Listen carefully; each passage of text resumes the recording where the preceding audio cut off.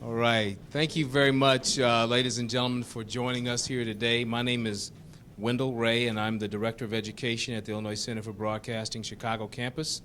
And on behalf of our president, Robert Mills, and our campus director, Larry Tuma, we welcome you to the graduation ceremony for our July 9th, 2014 class. It has been a long road for them, so that is why we want everyone to recognize it and give them a nice round of applause as they come in. We also recognize that they couldn't have done it without the support of you in the audience. They have to do a lot, and there's a lot of commitment, and sometimes that requires that family members help them as they make this one-year sacrifice. So you too deserve, let's give your friends and family a round of applause for what they've done.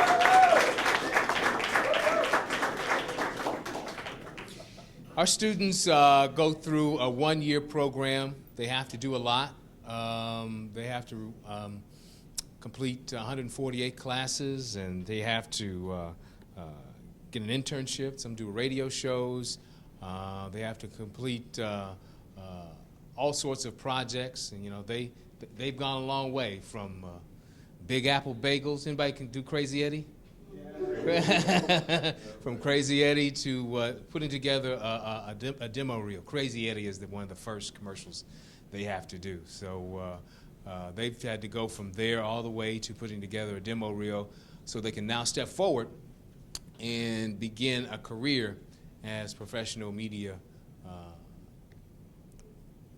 professionals, I should say. So they've done a lot. We recognize it. We know this is a special day, and we thank you all for coming. I'm going to bring up a member of our education department now, Tasha Clopton, who's going to say a couple of words. And Tasha is our new education coordinator and has a unique perspective because she's also been in this position. She is a graduate of our program. So here's Tasha. Thank you, Wendell. Thank you. Again, welcome. Congratulations, graduates. Thank you to all of your family and friends. As Wendell stated, before I was education coordinator, I was in these seats. We were across the street, but in these seats, doing this work, working full time. And so I know that it's been a sacrifice for everyone here, particularly the graduates, but it is well worth it. So you have received an education that makes you among the most competitive in the industry right here in the number 3 market. So take this education, go with it. If you need anything, always reach back to us. Congrats again. All right.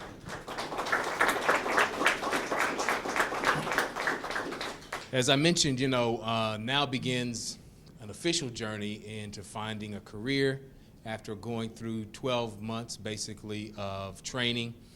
Our students have to be versed in all forms of media, that is audio production and radio, video and television production, as well as internet and social media skills that they learn here, because in today's media market, you have to have all those skills. It's not where you can just be focused in on one thing. You never know where your first job is going to be, so that's why we encourage them to be well-rounded and to get as much out of this program as they can. Here to tell you more about the next steps and to give you some words of encouragement and advice is our National Career Services Director, Don Clark, who shares his office is right next to mine. The students get to know him really well. As I said, he's our National Career Services Director, so they get a lot of information about job opportunities across the country. And he's a veteran of not only the Illinois Center for Broadcasting and our programs, but also the radio industry as well. So let's give a round of applause to Don Clark. Thanks, Wendell. Welcome to the North Classroom, where it's always 5:40. We lost our ladder. Before you go, can you fix the band? Warm, huh? I don't know what I'm sweating for. I got the job. Welcome. I'm a broadcaster, and I've been a broadcaster for a long time. I've been in radio since 19... and now you guys get to join this fraternity. everybody that works here and everybody that's been in the industry, we value this fraternity that we're in. One thing that you'll find out about it is it's about that big. When you really look at it, it's very, very tiny. So you're going to be able to, you venture out now and you get to find your first job in it, and that's, I wish I could do it with you again, because the first time that I got one, the first time that I was able to go on the air was just such, and it was nothing. You know, it's, at the time I thought I was Walter Cronkite, but I ended up getting a job. I'm originally from Milwaukee. Actually, that's a lie. I'm from Mayville. Just nobody knows where Mayville is. Just north of Milwaukee. I had a job at this little AM radio station in Waupun, Wisconsin.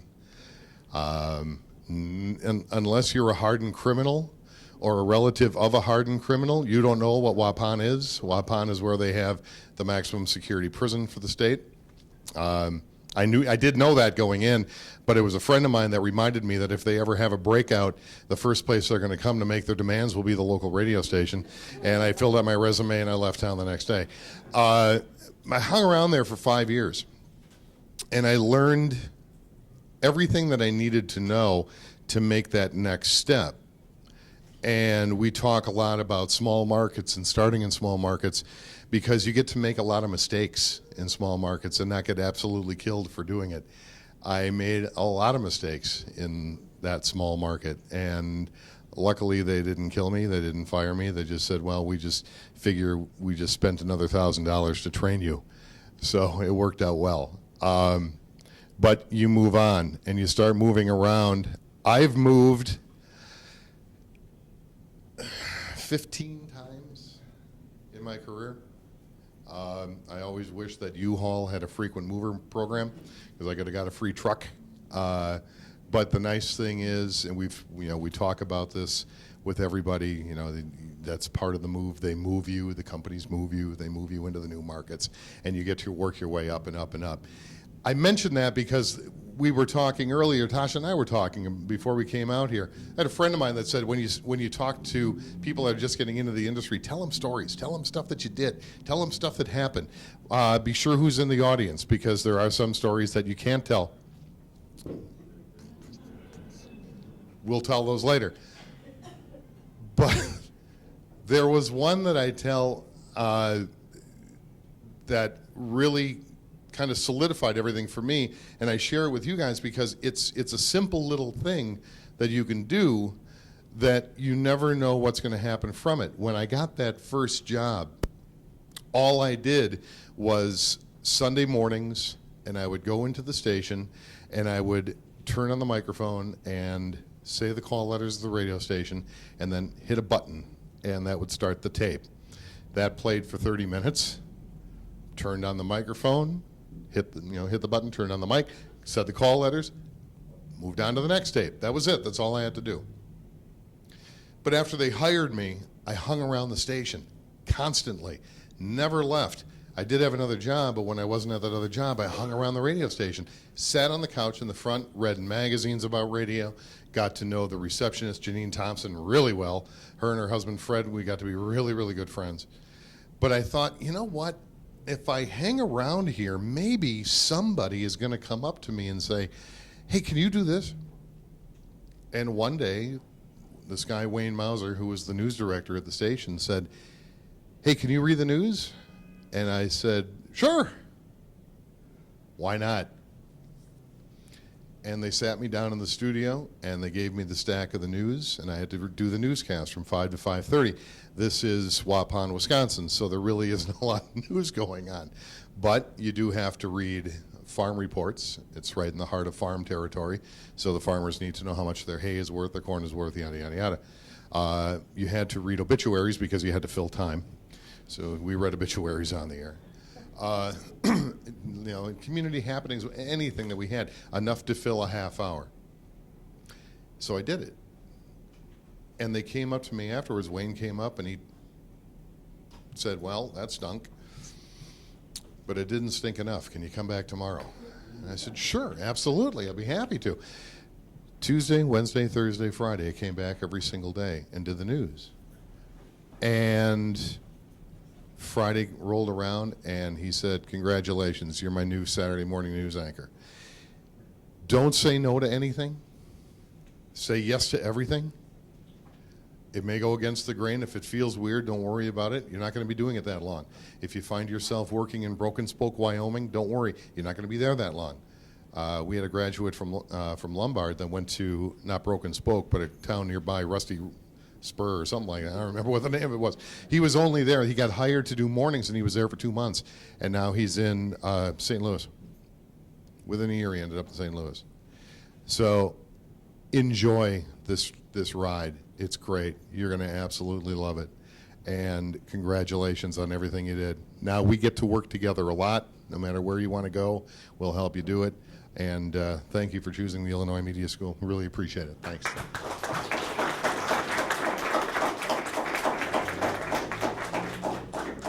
Thanks, Don. One of the things that we think is a competitive advantage here as compared to other schools that may offer similar types of training is that our students don't have to wait 2 years, to start. Come on in. To start getting their training and their hands-on experience. I went to a 4-year college, and it was 2 years. I was there 2 years before I got to go into a studio. 2 years before I got to stand behind a camera in a studio or have the opportunity to be on a radio station. But here, they can do that almost immediately.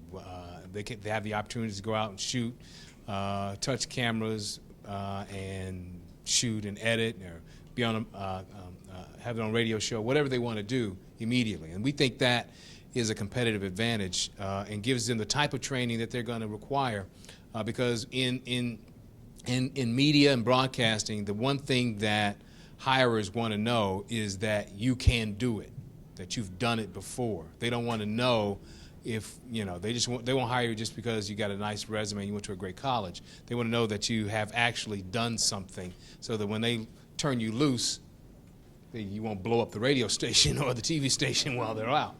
Okay, so we are really proud of the fact that students get to come in here and actually get hands-on experience. And one of the other advantages of being here is that they learn from industry professionals, not just somebody who's got a doctorate in media or broadcasting, but someone who goes to work and then comes here to teach them what they just did at work, or teaches and then goes to work. So we asked our students which instructor they wanted to come and speak for them today, and they selected Trey Brazier. Trey the Chocolate Jock is what he's affectionately known as in media circles around here. He, I believe, is one of the first instructors that they had, and so I'll let him introduce himself. But let's give Trey a round of applause.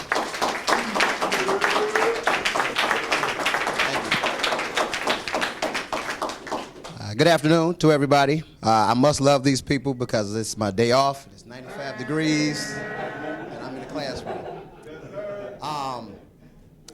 I've been here 3 years, and this has hands down been the most fun class I've had. And it's a rare situation where you have all students who are like really, really talented. I've been able to have like great relationships with them outside of class. If I'm not their teacher, they're texting me, asking me, have I heard of any job leads? They're emailing me their resumes. They're asking me for leads. I'm trying to help Jordan and Will get at Power 92 now as we speak. There's no reason why Mr. Dunn here and Wendy shouldn't be doing like voiceovers tomorrow. Corinthians and Matt have like one of the craziest, funniest podcasts that you could ever listen to and download. There's no reason why any station shouldn't pick them up instantly, either solo or both together. Tay is always, every time I have an assignment that I'm assigning to Tay in class, it's always a B and up, unless he comes in late. Ascension is very hardworking. Every time there's an assignment, he's always putting in the extra effort, and then he'll come back and ask me, how can I change this? How can I do it better? And also Bert, who is like on TV now, you know, and already has a radio job. He has to drive, 4 hours to? Something like that. But hey, if you drive 3 hours a day, trust me, that's going to end up like working for you. So you all are in great positions to do something great. All of you are talented, and trust me, I'm a Scorpio, I'm cutthroat. I will tell you instantly if you're whack or if you're good, and all of you have a great talent. I would just say for you to remember everything that all of your teachers have taught you. Coming in late, remember that show starts at 10 o'clock, not 10:05. No employer is going to accept any excuses. My car, my dog died, you know, none of that. You'll get fired instantly. This is Chicago, so just please keep that in mind. And by all means, keep in touch. You know, you all have my number, email address, all of that anyway. So continued success to you. All right. Thank you, Trey. Before we hand out the certificates, I wanted to also share an experience that I always share with all the graduates, and that is, you know, I think one of the things that I remember when I graduated, and I think a lot of graduates wonder about this, is, am I really ready? Did I get enough training? Can I really do this? I mean, and I say yes, you are. Yes, you are ready. But there may be times when you feel you're not. And I'm from Indianapolis originally, and that's where I did most of my career was there. I had the pleasure and the blessings to be able to do radio and television in that market I was a TV promotions director, and in radio I did I did news, I was a reporter, I was part of a morning show, and I had my own talk show eventually. But starting off, you know, my family's from Indianapolis, and I interned at a radio station there, very popular radio station in the city. At that time, when I was coming along, radio stations, there were some that did everything. They did called full-service radio stations. So we not only played music, we had news department, we did talk shows, we did everything. One-stop shop. So I was a part of our news team, and we had a big news team, about 5 people, which is pretty big for a station that does all that.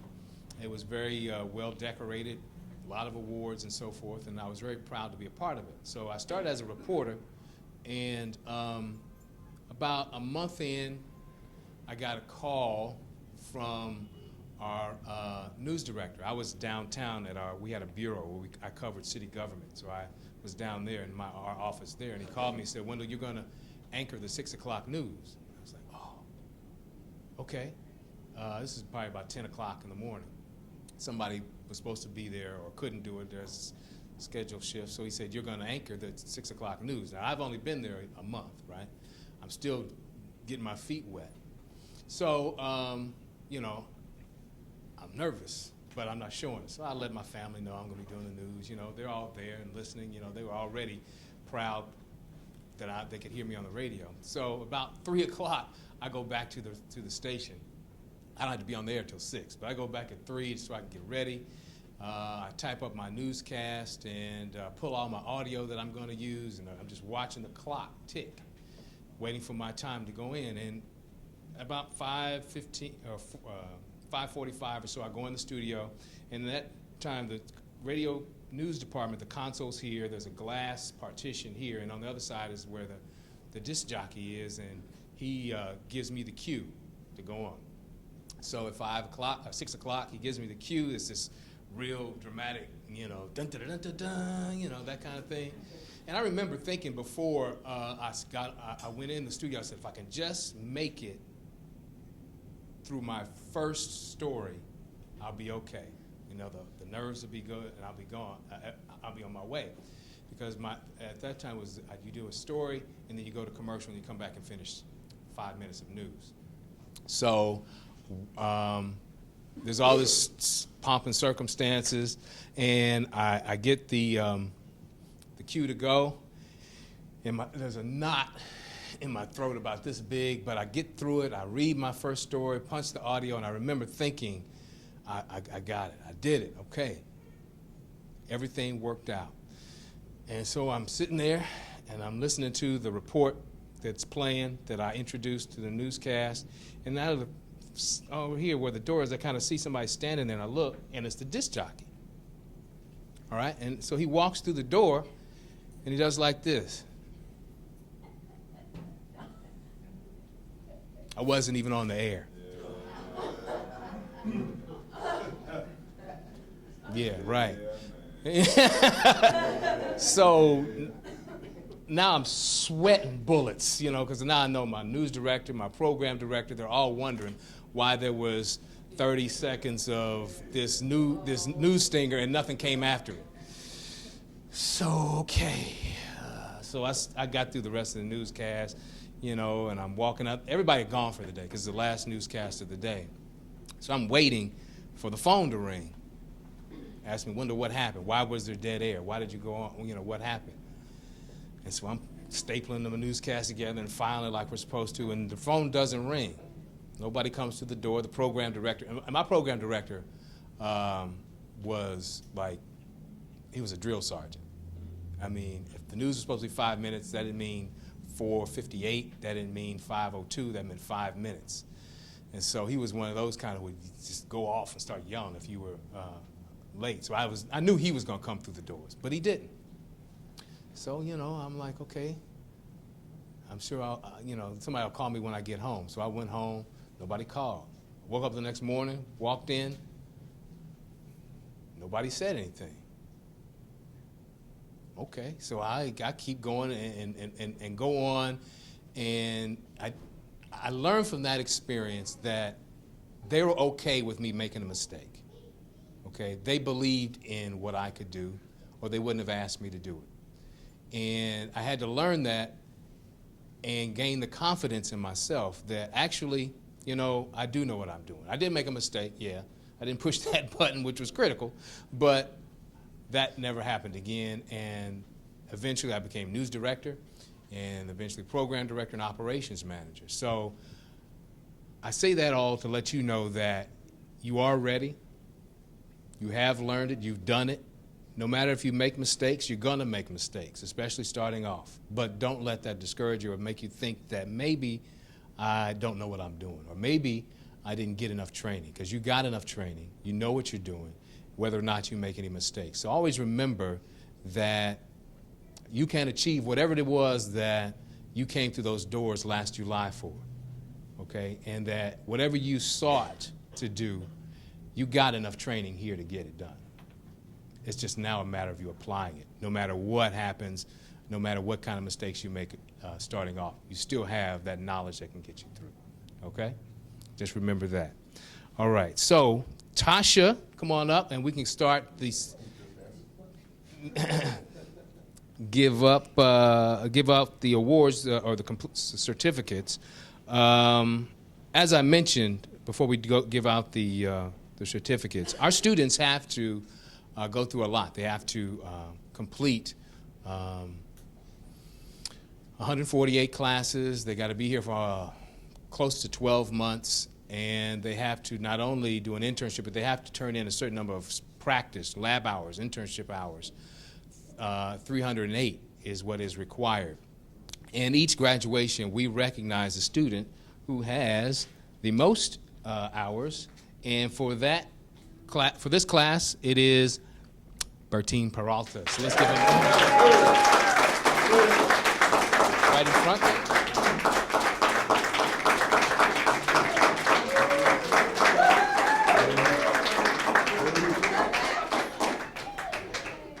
Okay, very good. Congratulations. All right, now to recognize the graduating class of July Nights 2014 with their graduation certificates. First, we want to recognize Stephen Dunn. Take a shot right here. Thank you. Come together. Courtney's going to take that. Hold on, Court. Yeah. Okay. Ascension Espinoza.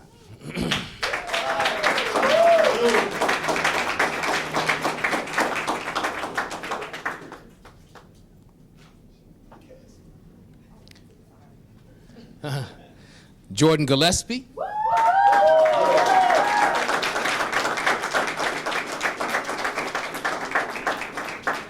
welcome.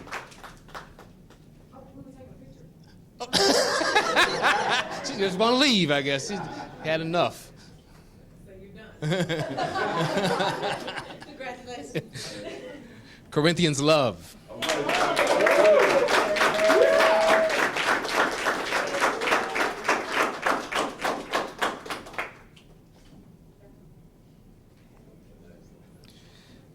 Matthew Ostrowski.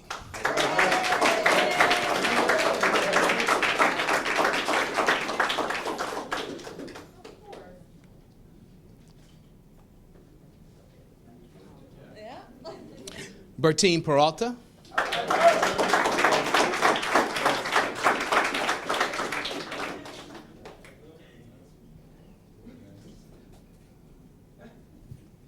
Wendy B. Scott.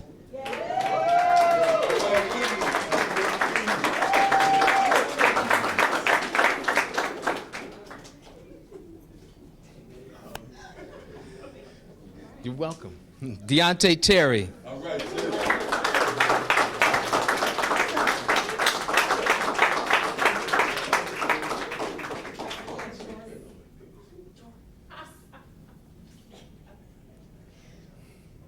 And William Watson.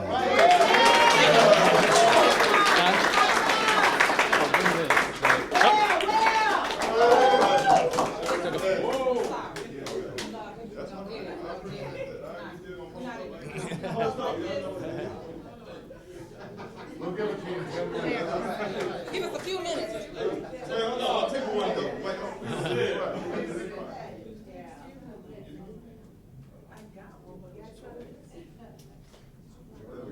Thank you. Congratulations. All right, let's all stand, graduates, so we can salute you again.